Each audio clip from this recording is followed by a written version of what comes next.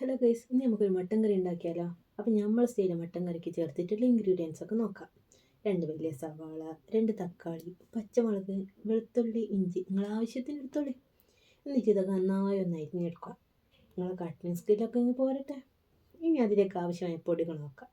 മുളക് പൊടി, മഞ്ഞൾപ്പൊടി, മല്ലിപ്പൊടി, ഗരം മസാല, കുരുമുളക് പൊടി, മീറ്റ് മസാല, ഉപ്പ്, ഇത്രയും തന്നെ ധാരാളം നമുക്ക്.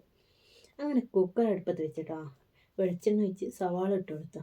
വാടി വരുമ്പോൾ തക്കാളി ഇട്ടു. രണ്ടും വാടി വന്നപ്പോൾ പച്ചമുളക്, ഇഞ്ചി, വെളുത്തുള്ളി, കറിവേപ്പിലൊക്കെ ഇട്ട് കളർഫുള്ളാക്കി.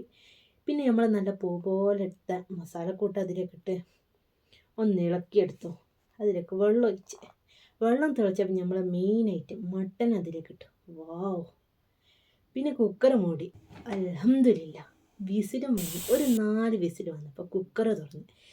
പിന്നെ തുറന്ന് വെച്ച് കുറച്ച് വറ്റിച്ചെടുത്ത. പിന്നെ ടേസ്റ്റ് നോക്കാൻ നമ്മളെ മുത്തനിയനുണ്ടേ.